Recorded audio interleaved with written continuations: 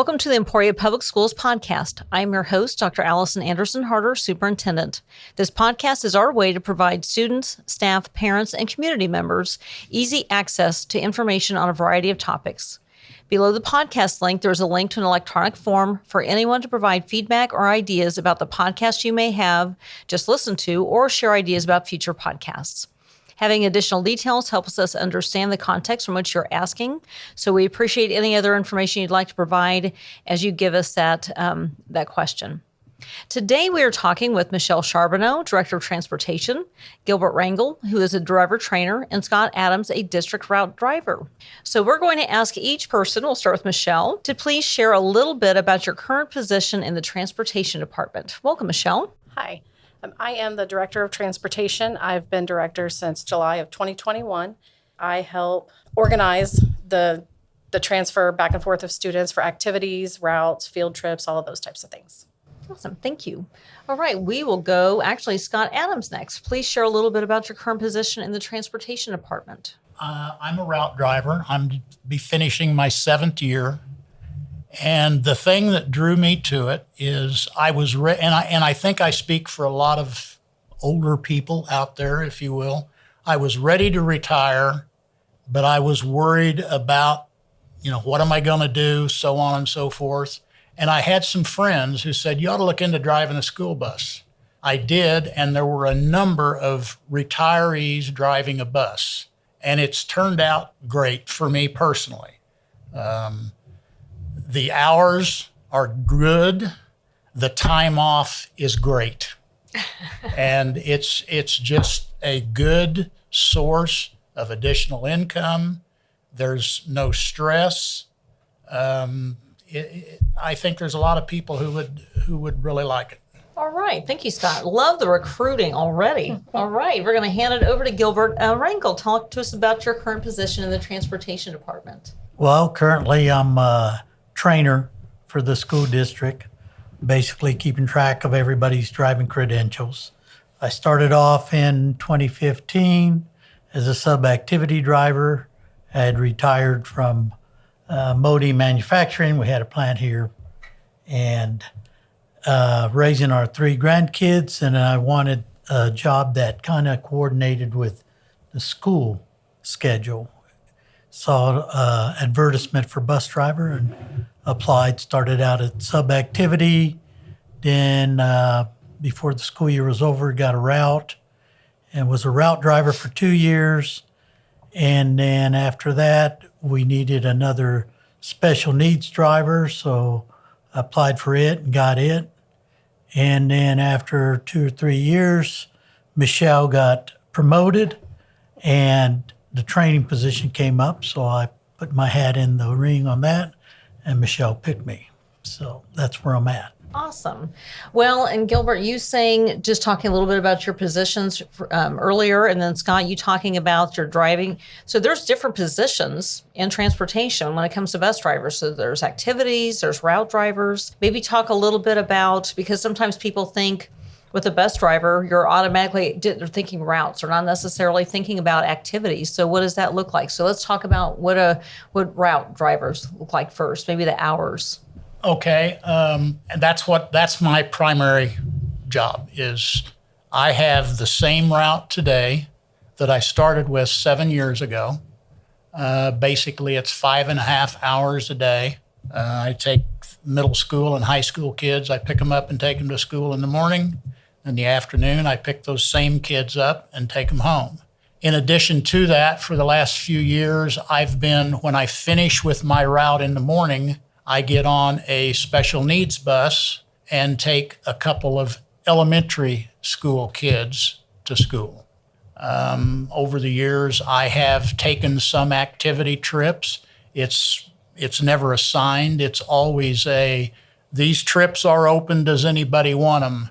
And you send an email or fill out a request form. And if you get the trip, you take it. It could be any kind of activity, sporting events, drama club, field trips? Sorts of stuff. Yeah, a lot of field trips. Yeah.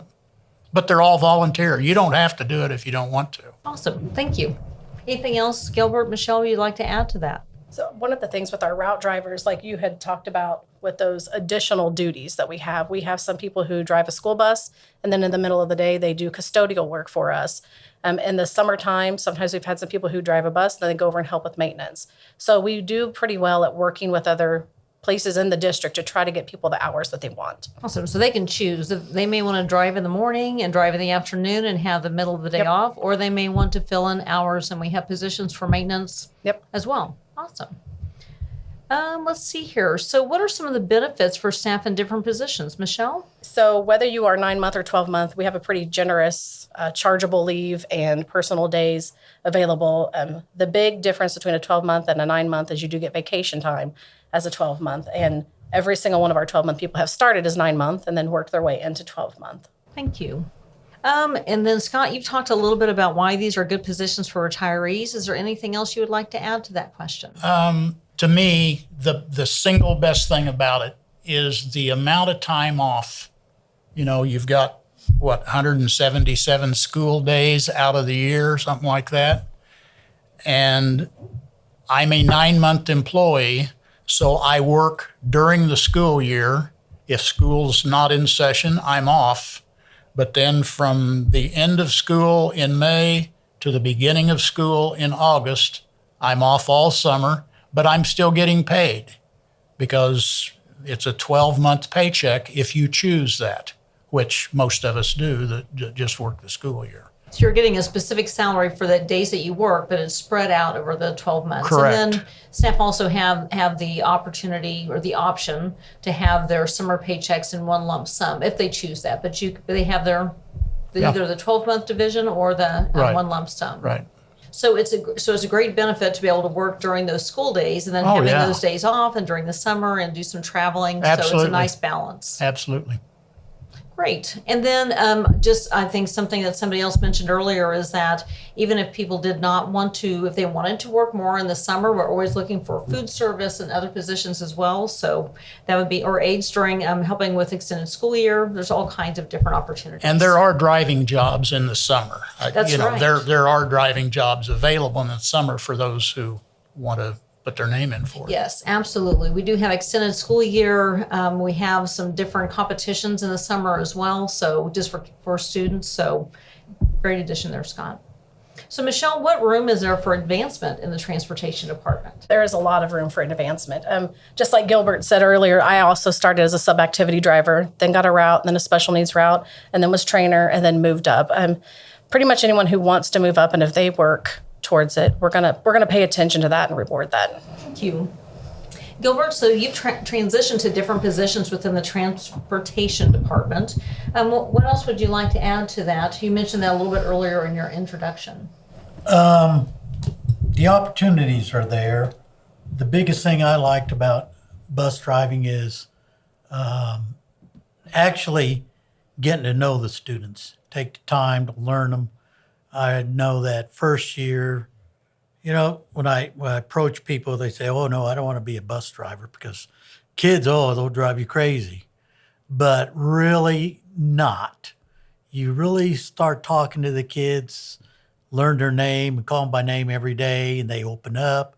You learn different things about them, and you get to see them grow.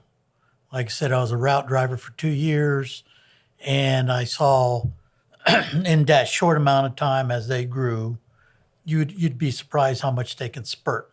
And then here comes their little brother or sister. And then from there went into special needs, and special needs has its own challenge. In my case, I deal with a lot of autistic kids, and most of my kids don't talk.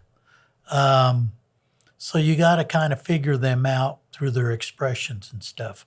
But really, it's the same thing. Greet them with a smile, and they seem to react. And that's the part I love about it. Absolutely. So that incidental benefit of having those relationships are really important. And I think we've learned over the years, especially with the pandemic, how important those relationships are. Yes. Michelle and Gilbert, what kinds of trainings are offered for somebody who would like to become a bus driver? So we will help you from the very beginning. We will print off the manual for you, and we will help you study that manual to go get your CDL. A lot of districts, they just hand you a manual and say, come back when you have your CDL. We want to train you to be as safe as possible, so we help you from the very beginning.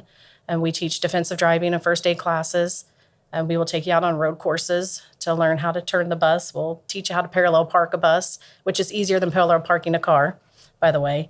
And then, Gilbert, if you want to talk a little bit more about some of the other obstacles. As I mentioned, some of the comments I hear is they don't want to deal with the kids, but in the training we do go through behavior management, how to deal with unruly kids, the different things, bullying, how to watch out for suicide prevention. There's a number of things that a bus driver has to be on the lookout for. Medical issues, if somebody has a medication they have to take, or if they're prone to like epileptic seizures, you got to be made aware of that. Not that it happens, but you're made aware of it. So we got that. And then to transport our students, you have to go through a defensive driving class and first aid, CPR and AED now class. So you're trained in all that. Well, the great thing about our district is that we have departments that work together. So transportation isn't just working in isolation. We have our nurses, our school nurses that can come in and provide support and additional training. And then, like you mentioned, if there was some student behavior management types of things, we have other people that can provide training as well. So additional support. So I'm glad you brought all those up. So I would like to know, what do you love the most about each of your positions? So whoever would like to start with that. I can start. I love being the director, but getting back on that bus every day is what matters to me, like the biggest part. I've had kids who have come back to me who have been on probation.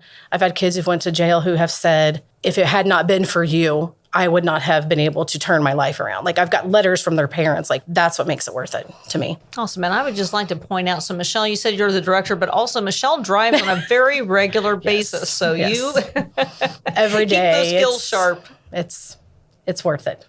Awesome. Gilbert touched on it. So many people, when you mention driving a bus, oh no, there's no way I'd do that. The kids will drive you crazy. I kind of was afraid of that, but it hasn't turned out that way. I've talked about all the time off, but the thing that has surprised me, and maybe it's because I've had the same route for 7 years. Some of these kids have ridden with me since they were sixth graders, all the way through. You get to know them, you get to know their names, you get to know what their activities are, and you end up really kind of forming a friendship with them. And it seems like when the more you get to know them, the less problems you have.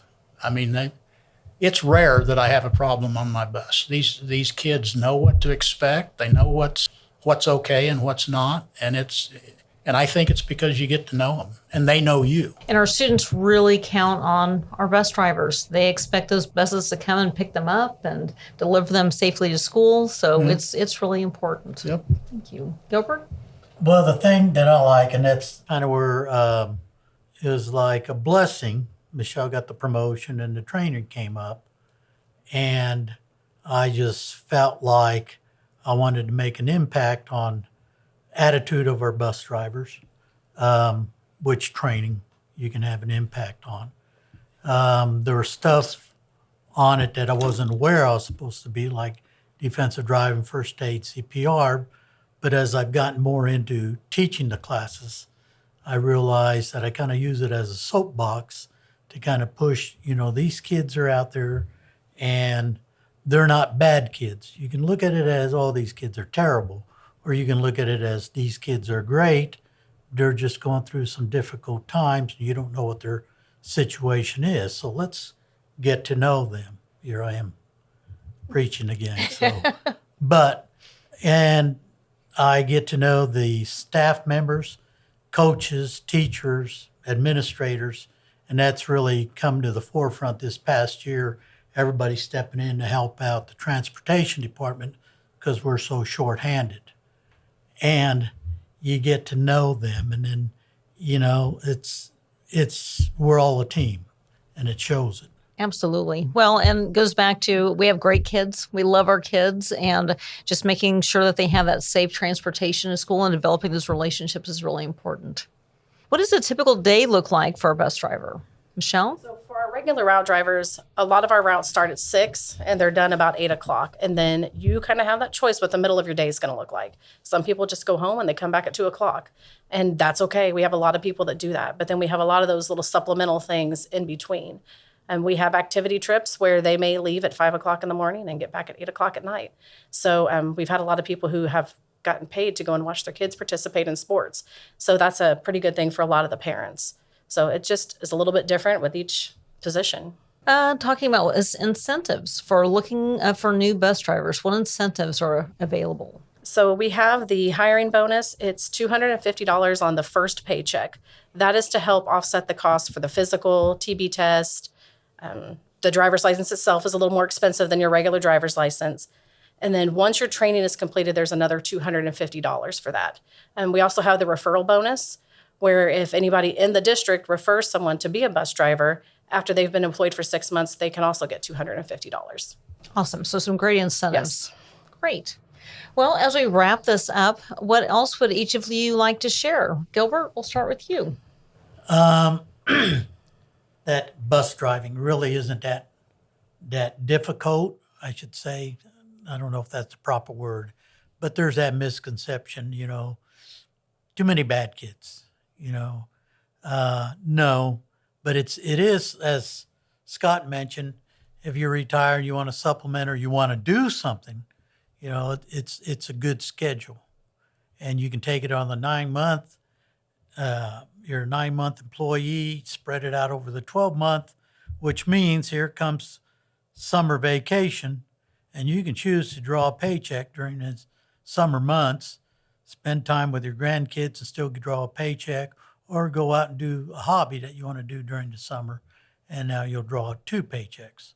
Or if you want to be a bus driver during the summer, you're still drawing that monthly paycheck plus what you earn during the summer. So, you can look at it that way, and it's pretty good. Thank you. Scott? That pretty well covers all of my points. The one thing I would add is on these activity trips, you mentioned they might leave at 5 o'clock in the morning and get back at 8 o'clock at night. You're getting paid the whole period. You're drawing bus driver pay to sit there and watch the football game. Awesome. Which is pretty nice. Yes, a bonus. Thank you. Michelle? So I will say that I think one of the biggest draws for me for the transportation department is we are not just coworkers. Like, we take care of each other. And I really feel like we function like a family. And when somebody's down, we step up. Other people help each other figure that out. So I think that's the biggest draw for me. Well, thank you very much, all three of you, making time in your day for this podcast. So we want to get that information out, and hopefully you'll just get a flood of applications for bus drivers. That would be amazing, whether they're a route or activity or all in between. The summer is the best time to train. So great plug, yes. Michelle. Nice. Well, thank you all. This concludes our this podcast on transportation. Appreciate everyone listening, and let us know if you have other topics. Have a great day.